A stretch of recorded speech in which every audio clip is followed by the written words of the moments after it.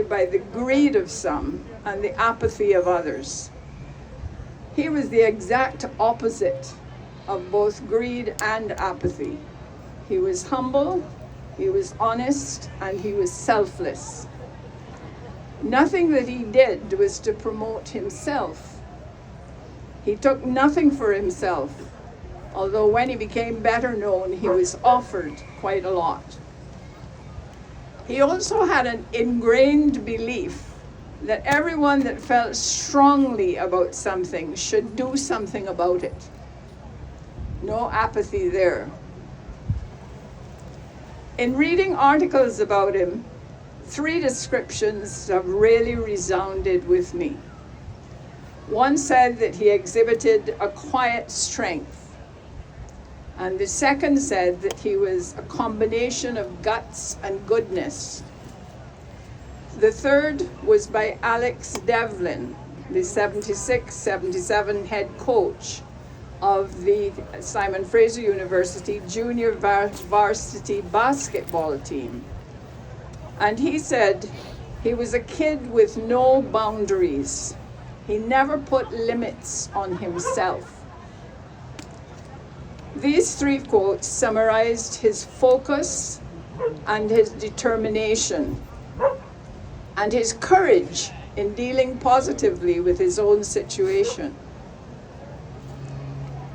In order to show courage, you first have to know fear.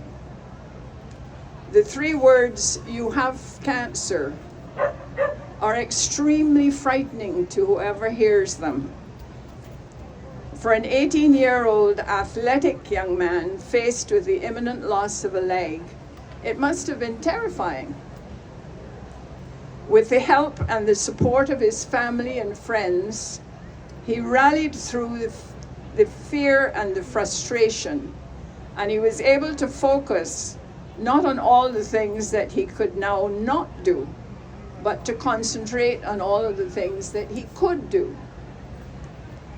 He was always very fond of children, and it was while having chemo, which at that time was only available in an extremely drab and dark building in Vancouver, that he became aware of the younger children that were also fighting their battle with this disease.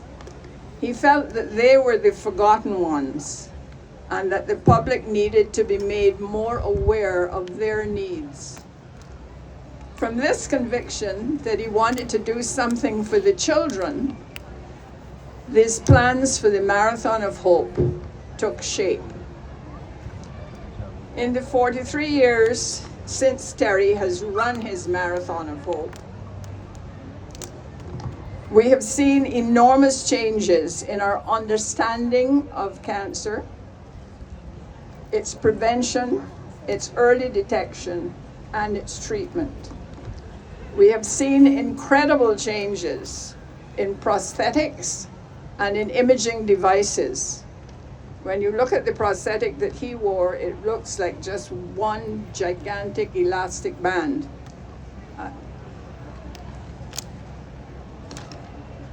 The Kerry Fox Research Institute was started, and this now links the main research facilities, hospitals, and universities across Canada.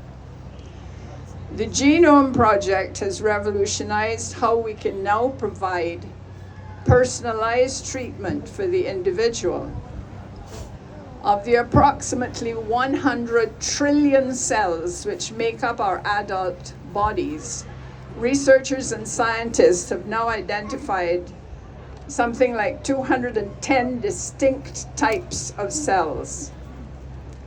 Any one of these cells can be changed by what one of the Research Institute researchers, where's he gone, calls a spelling mistake in the cell's genetic code.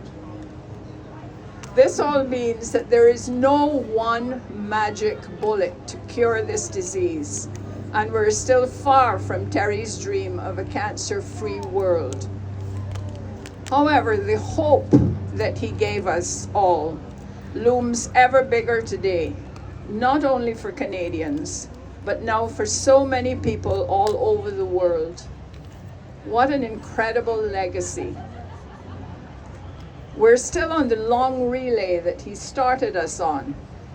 Things are so much better now because of his vision and because of our commitment to his vision. He brought cancer front and center in our society, and he made us look at it openly at a time when it was still only talked about in hushed tones behind closed doors. When he started his run, people with a prosthetic limb wore long pants or long sleeve shirts to cover it up. Terry came out running in shorts so that everyone could see his prosthetic leg. He made us look at people with a disability and see the person and not the disability. And he showed us graphically what, quote, disabled persons can do. In 1980, he taught us the awesome power of one. How each of us as individuals can and do make a difference. Since then, he has shown us how much more effective we can be working together. He's still talking to us. Thank you all for continuing to listen and for continuing his dream.